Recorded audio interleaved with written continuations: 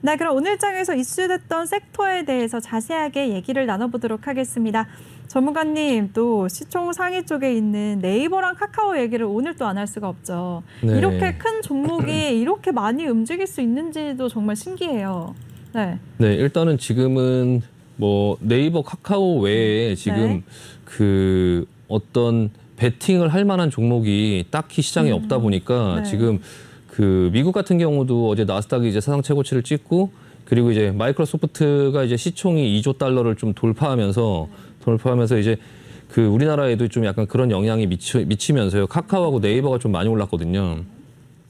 뭐 MS소프트 같은 경우도 이제 그 클라우드의 어떤 그런 사업에 좀 올인을 하고 그리고 이제 그 5G 그 동안에 이제 게임 쪽으로 엑스박스 그 MS가 갖고 있는 엑스박스가 있죠. 그 엑스박스 그 게임 사업을 이제 그 클라우드 쪽으로 이제 넘겨서 그 게임팩을 꽂거나 뭐 어떤 CD를 돌리거나 이러지 않고 그리고 뭐 리니지나 이런 것처럼 어떤 걸 설치해서 하는 게 아니라 그냥 넷플릭스처럼 그냥 구독 서비스를 해갖고 여러 게임을 다 할 수 있게 그래서 게임도 뭐 한 번에 30종을 이제 내놓고 그 부분에 이제 조금 약간 올인을 하고 있어요. 근데 그런 부분에 어떤 기대감이나 이런 부분 때문에 MS 소프트가 좀 약간 요즘에 흐름이 괜찮고요. 그런 부분들로 인해서 이제 카카오 같은 경우는 그런 영향도 이제 받기는 했지만 그 IPO가 줄줄이 계속 예정돼 있죠. 그런 어떤 기대감에 네. 계속적으로 오르고 있어요. 지금 기대감에 오르는 거거든요. 기대감에 오르고 있고 다만 이제 수급을 한번 보시면 지금 이 상승을 지금 개인들이 만들어내고 있거든요. 개인들이 만들어내고 있어요. 지금 어마어마하게 사고 있죠. 6월 21일 날 뭐 이만큼을 샀고 그 지금 상승 그러니까 여태까지 매수를 안 하셨던 분들이 이거 약간 요거 보면 어떤 생각이 나냐면 그 애플카 이슈 나왔을 때 현대차 네. 현대차 그룹주 막 그냥 눈 감고 막 매수해갖고 그 단기 슈팅 자리 만들어 놓고 거기 슈팅 자리 만들어지고 나서 굉장히 오랫동안 지금 계속 고생하고 있잖아요. 네. 그러니까 약간 그 이게 물론 어디까지 오를지는 알 수 없지만 지금 여러분들께서 이거를 지금 만들고 계시거든요. 지금 올라가고 있는 걸 그러니까 개인과 그러니까 기관과 외국인들은 지금 계속적으로 이제 차익 실현을 하고 있고요. 개인들이 이 많은 거래량을 지금 여기서 만들어내고 계시는데 이게 이제 슈팅이 걸려서 이게 이제 내려가고 조정을 받기 시작하면 조금 다 같이 이제 좀 힘들어지는 한동안 또 여기 돈이 묶여서 좀 힘들어지는 그런 상황이 나올 수 있으니까 그럼 지금 신규 진입은 좀 위험하겠네요, 전문가님. 이 모습을 보면 네. 뭐 주가가 더 올라가고 뭘 하고 그런 부분으로 인해서 뭐 이제 그 주가의 뭐 정확한 고점을 맞출 수는 없지만 이 현상을 보면 여기에 지금 참여를 할 수 있나 약간 좀 부담스럽다라는 생각이 좀 들고요. 어쨌든 카카오 아직 IPO 상장이나 이런 부분들이 좀 남아 있으니까 좀 기대감이 아직까지는 좀 지켜봐도 될까요? 그때까지 계속 올라가진 않겠죠. 지금 단기적으로 슈팅이 나왔으니까 좀 조정을 받을 거고 조정이 나와도 그 기대감이 살아있기 때문에 조정이 크게 나오진 않을 거고 하지만 기간 조정으로 현대차처럼 현대위아처럼 뭐 그런 식으로 나왔다. 요즘 현대위아의 흐름이 굉장히 좋죠.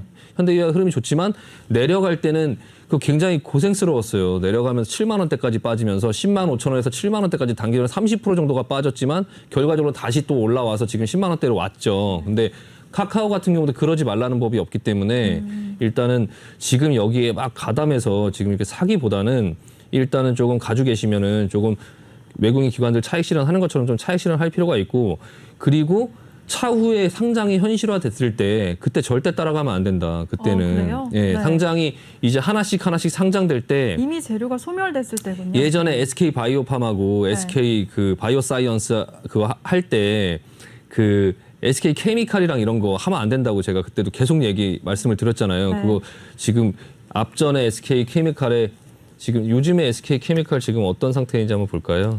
네. 그때도 SK 케미칼을 여기서 그 말씀을 드릴 때 이제 이 앞전에 상승이 SK 바이오팜과 이 앞전에 SK 바이오팜과 이게 지금 현실화가 돼도 죽지 않은 게 SK 바이오사이언스가 남아있기 때문에 그런 거고 지금 두 개가 다 없어지고 나면 이게 이제 시장에서 좀 계속적으로 횡보를 할 때 이거 팔아야 된다 이거 상장되고 나면 내려온다고 이제 말씀드렸는데 지금 좀 내려와서 지금 힘이 없죠. 그러니까 힘이 없고 지금 약간 그냥 그 움직이지 않고 이제 답답한 흐름이 보여지고 있어요. 그러니까 카카오 같은 경우도 이렇게 대시세를 내면 이게 상장되고 나면 이렇게 큰 하락이나 중간중간에 이런 큰 하락 그리고 다음번 상장 어떤 그런 또 IPO가 있으면 또 어느 정도 반등하겠지만 계속 이런 식으로 좀 계속 고통을 줄 수 있고 일시적으로 만들어 놓은 이 슈팅 구간에서 뭐 내렸다 올랐다 하면서 제자리에 있다가 결과적으로 그런 어떤 호재가 다 소화되면 그냥 밑으로 이렇게 내려오면서 이제 내려올 수 있어요. 그러니까 그러고 나서 움직이지 않으면 굉장히 고통스럽기 때문에 약간 카카오 같은 경우 조금 그런 부분들을 좀 어느 정도 생각하실 필요가 있고요. 네이버가 이제 그 카카오한테 추월당하고 나서 네. 화났죠. 예, 화났나 봐요. 오늘 네. 그래서 분풀이를 좀 했죠. 네, 저 오늘 화났죠. 여기 8% 올라갔잖아요. 이제 내려왔다가 카카오 올라가는데 이제 카카오한테 뒤처진다 하니까 일단 네이버 같은 경우는 카카오보다는 조금 접근을 해볼 수는 있는 영역의 어떤 기술적인 자리예요. 거래량도 많이 터졌고 지금 수급도 보시면 카카오보다는 이제 네이버 카카오를 하고 싶으시면 지금 당장 기술적으로는 네이버가 더 낫다. 그러니까 카카오에 추월당했다라고 해서 카카오가 이제 더 가나보다 이렇게 생각하시기보다는 네이버도 있다. 네이버도 이렇게 화를 낼 수 있다. 이런 부분들을 조금 보시고 오늘도 한 8% 정도 올랐는데 외국인 기관들이 대량으로 매수하면서 이제 끌어올렸는데요. 네이버 같은 경우는 카카오하고는 약간 방향이 좀 다르죠. 얘네는 이제 이커머스 시장에서 조금 그 시장을 다 먹으려고 해요. 그러니까 네. CJ 대한통운하고 이마트하고 파트너십 체결해서 그 이커머스 시장에 지금 진출을 했는데 그 이커머스 시장에는 또 기존의 강자가 있죠. 쿠팡, 예, 쿠팡이 있는데 쿠팡이 요즘에 이미지가 굉장히 안 좋아요. 맞아요. 예, 네. 싫어졌어요, 저도. 이런 거 방송에서 말씀드려야 될지 말씀하셔도 모르겠지만. 괜찮으실까요? 네. 쿠팡, 네. 예. 요즘 이슈가 싫어졌어요. 근데 저 많으니까요. 쿠팡이 네. 싫어졌어요. 그 막 불나고. 그 막 근로자들 막 이런 어떤 부분에 문제가 계속 생기고 김범수 의장도 좀 남자답지 못하고 그런 어떤 부분에 그걸 사퇴하고 그런 어떤 처벌이나 이런 부분들을 받지 않겠다 그래서 피하고 하는 모습들이 저는 별로 좋아하지 않고 일단은 네, 이 근데 네이버가 발언이 좀 세시네요, 전문가님. 네, 네이버가 일단 네. 조금 그 시장을 다 먹으려고 하는 어떤 부분들을 기대감이 있는 거죠. 어쨌든 지금 현재는 쿠팡이 한 100조 정도의 평가를 받고 있는 어떤 그런 상황은 그 우리나라의 한국 시장의 이커머스를 쿠팡이 다 먹을 거다라는 어떤 부분에 대한 것들을 미국 시장에서 그렇게 평가를 해준 거예요. 평가를 해준 거고 사실 이번에 이베이 코리아가 매각을 할 때 이베이 코리아가 사실 예전에 우리나라 시장 이커머스 시장 거의 다 먹었었죠. 이베이 네. 코리아가 옥션, G마켓, G9 이렇게 해갖고 예전에는 거의 대부분 그거였죠. 그게 이번에 신세계에 매각될 때 그 롯데에서는 3조 정도밖에 안 썼죠. 근데 신세계에서 4조 이상을 4조 써내면서 이상. 네. 롯데 때문에 괜히 덤탱이 썼죠. 예, 덤탱이 쓰고 지금 굉장히 곤란할 텐데 근데 거기에 네이버가 이제 어제 빠졌잖아요. 안 네. 하겠다라고 했는데 그 점도 오히려 호재로 작용을 하는 건가요, 전문가님? 그렇죠. 네이버는 할 필요가 없죠. 지금 옥션과 그 G마켓과 G구는 자산도 없죠. 그냥 홈페이지만 있을 뿐이죠. 예, 거기에 홈페이지만 있을 뿐이고 매출이 나오긴 하지만 뭐 물류가 있는 것도 아니죠. 물류 시스템이 요즘에 그 어떤 이커머스 시장의 핵심이 그 물류 시스템, 쿠팡이 그런 물류 시스템을 갖추고 있기 때문에 아마존이나 그런 데가 물류 시스템을 갖추고 있기 때문에 그 다음 사업들을 계속적으로 진행할 수 있는 그런 것들이 되는데 뭐 G마켓 옥션은 그런 게 없죠. 그러니까 그냥 점유율만 가져가는 거죠. 점유율만 가져가는 거. 기존에 이제 사람들의 신세계가 이제 쓱닷컴이 점유율이 굉장히 낮으니까 그걸 가져가면 점유율을 높일 수 있다. 다만 신세계는 또 이제 그 어떤 물류 시스템을 뭔가를 만들겠죠. 어쨌든 간에 유통을 하는 업체이기 때문에 물류에다가 투자를 하고 과감하게 조금 하려고 하는 부분이죠. 근데 이제 롯데는 그게 좀 자신이 없는 거고 본인들은 특화된 것들을 뭔가를 하겠다라고 이제 얘기를 했는데 사실 개인적으로는 그럴 거면 참여하지 말았어야죠. 예, 참여하지 말았어야지. 그거 참여해갖고 괜히 신세계에 덤탱이만 씌웠죠. 그냥 본인들이 참여를 안 했으면. 반면에 이제 혼자서 떠맡게 되는 이마트는 어떻게 생각하세요, 전문가님? 괜찮을까요? 네, 이마트 어떤 이마트? 앞으로의 어떤... 주가가. 아, 이마트요? 네. 아, 이마트 이베이 같은 코리아 경우. 인수전을 이제 혼자 맡아야 되잖아요. 글쎄 네이버가 선을 그 그었으니까. 이마트가 혼자 만든다고 할 수는 없죠. 예, 혼자 만든다고 할 수는 없고 이마트 갑자기 이제 얘기가 이마트로 가는데 네. 네, 일단은 네, 이마트 같은 경우도 지금 어느 정도 기대감을 좀 갖고 있는 모습이에요. 지금 주가의 모습을 보면.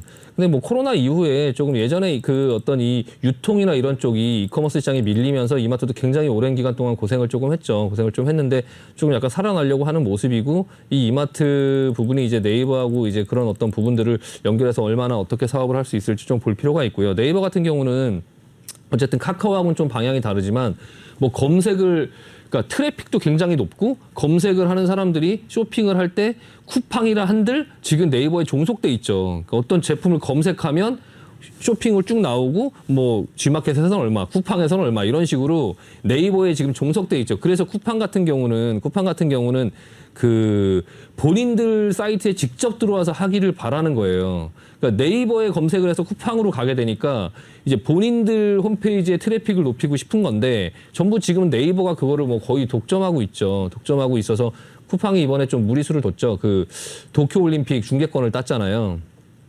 도쿄올림픽 중계권을 따서 쿠팡 플레이에서 뭐 보여주려고 하는 거겠죠. 그 유료 단독으로. 유료 단독으로 해서. 근데 그 자체도 별로 마음에 안 들죠. 왜냐하면 네이버나 다음이나 이런 데서 했으면 일반인들도 볼 수 있을 텐데, 근데 이제 쿠팡에서 쿠팡 플레이에서 그거를 가져간다고 하면 그거 뭐 그냥 뭐 유료하는 사람들밖에 못 보는 거죠. 그러니까 좀 일반 국민들한테도 약간 아직까지는 조금 그런 부분이 이런 식으로 조금 계속적으로 진행되는 그 쿠팡의 어떤 그런 그 사업의 어떤 그런 방향이나 이런 게 우리나라 사람들하고는 정서에 좀 맞지 않는다. 그게 이제 미국의 회사고 손정희가 투자를 했고 미국의 어떤 회사에 미국의 어떤 시스템을 좀 따라가는 것 같은데 사실 쿠팡의 뭐 주요 요직에 있는 사람들도 전부 외국인이죠. 그 미국 회사죠. 그러니까 일단은 우리나라에서도 뭐 중소기업 어디 높으신 분이 선을 걷죠. 그냥 그거 미국 회사라고.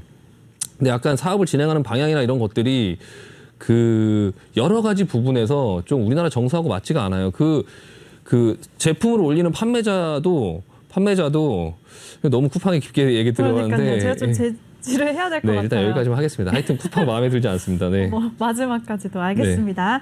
네, 일단 우리 신강선 전문가가 간밤에 미증시에 이어서 우리 시장에서도 성장주인 네이버와 카카오가 크게 주목을 받았다라고 말씀하셨습니다. 그리고 네이버와 카카오 이 두 종목에 대해서 대응 전략 자세하게 말씀을 해주셨는데요.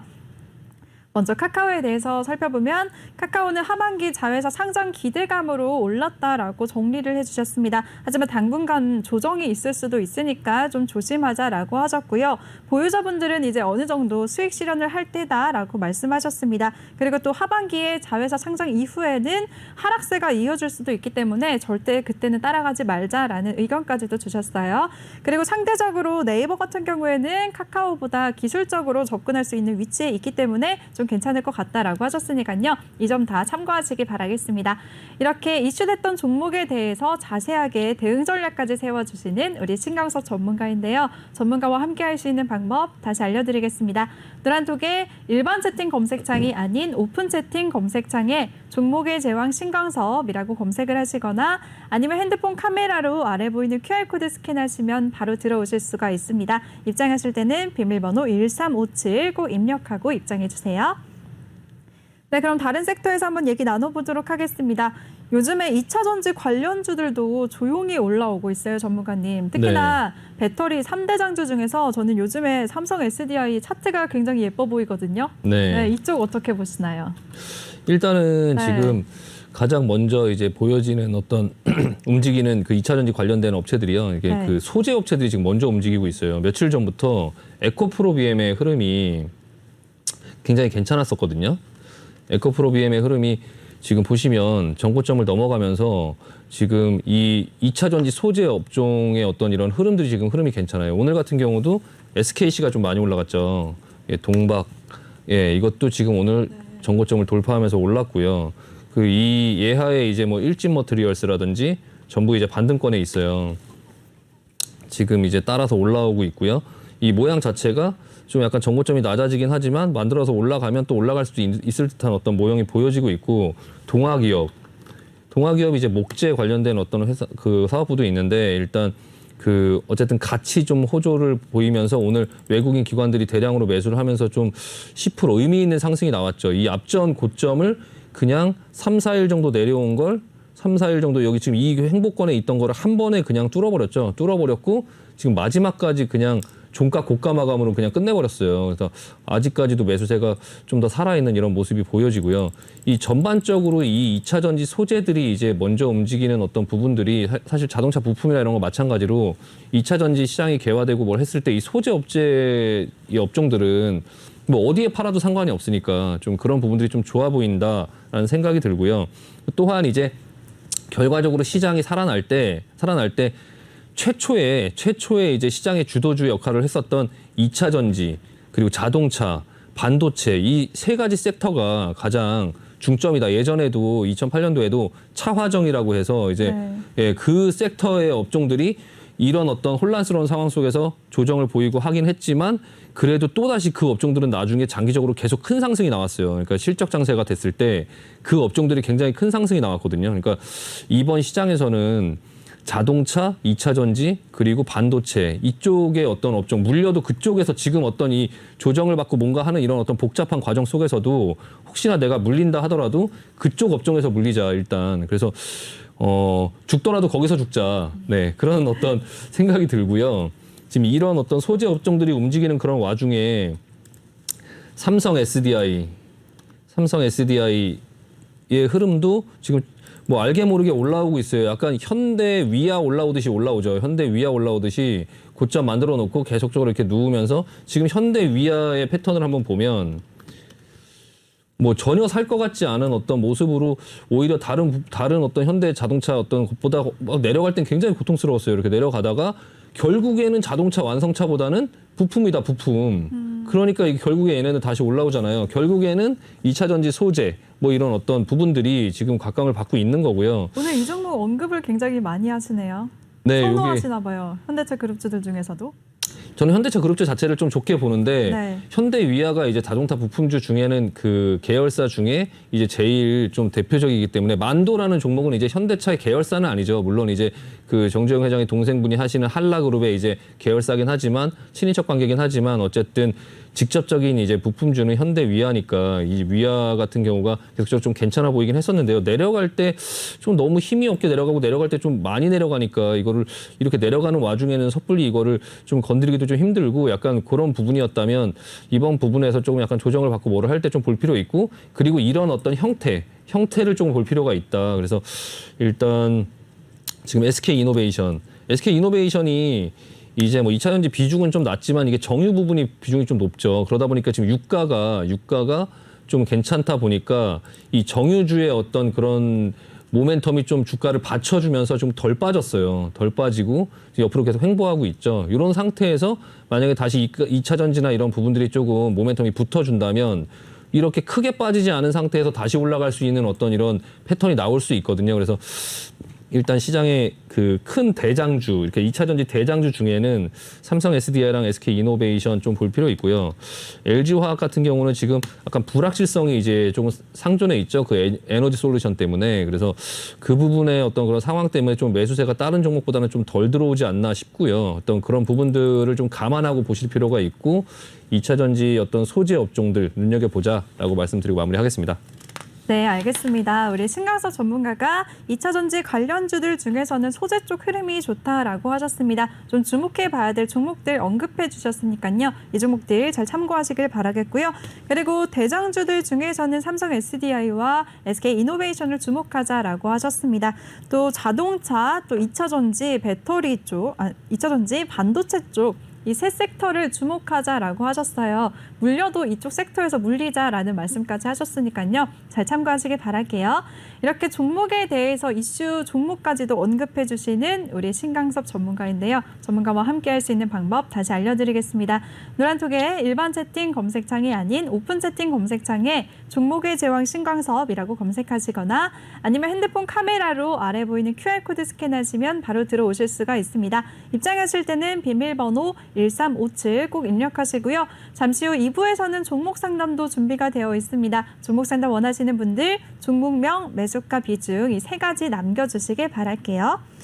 네, 전문가님 이제 상승하는 섹터 한번 살펴봤는데요. 반면에 대표적인 경기 민감주인 화학주들 오늘 증권사에 안 좋은 리포트가 나오면서 하락했어요. 이제 피크아웃 논란이 거론이 되면서 목표가를 줄줄이 하향한 리포트들이 나왔는데요. 이쪽은 어떻게 보시나요?